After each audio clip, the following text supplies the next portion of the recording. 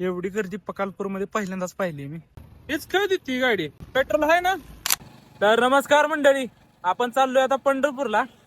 निवांत बसलो होतो, दादाचा फोन आला, चल म्हणला मला शाळेची बॅग घ्यायची, कॉलेजची सॅक घ्यायची. तर चला जाऊया आता पंढरपूरहून सॅक घेऊया आणि तुम्हाला पंढरपुरातील पुरातन मंदिर पकालपूर. आज आहे अंगारकी चतुर्थी, तरी तुम्हाला अंगारकी चतुर्थीच्या हार्दिक शुभेच्छा. आणि आज तुम्हाला गणपती बाप्पा हे दर्शन घडवतो, पकालपूरच्या गणपती बाप्पा आहे.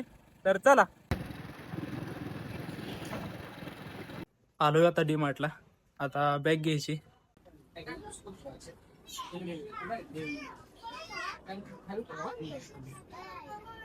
मला तर ही बॅग आवडली, पण दादाला काय कुठली बॅग आवड नाही एवढ्या बॅगामधली. तर दादारावला काय बॅग आवडली नाही. आता चाललोय खाली खाली दुकानात घ्यायची बॅग आता.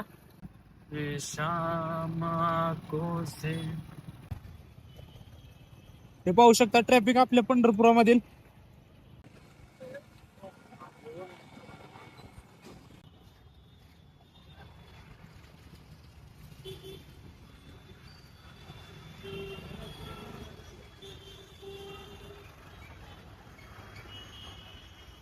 ते पाहू शकता हा पंढरपुरातील परिसर आहे आणि हा सावरकर चौक आहे.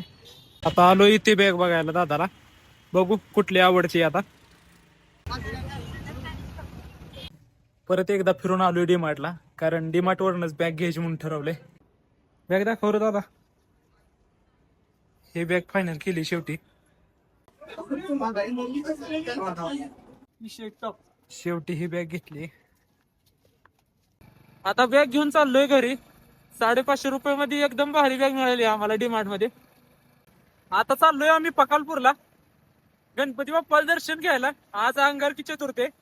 तर चला तुम्हाला दाखवतो पकालपूर मधील गणपतीचं मंदिर. हा हेच काय देते गाडी, पेट्रोल आहे ना. एवढी गर्दी आहे पकालपूर.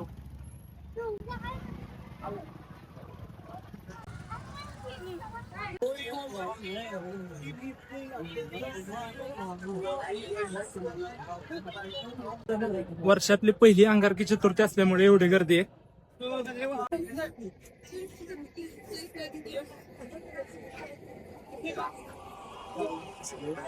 हे आहे पकालपूर मंदिर, गणपती मंदिर आहे. पाहू शकता हे दर्शनाला बार आहे आणि एवढं पब्लिक आलंय गणपती या दर्शनाला.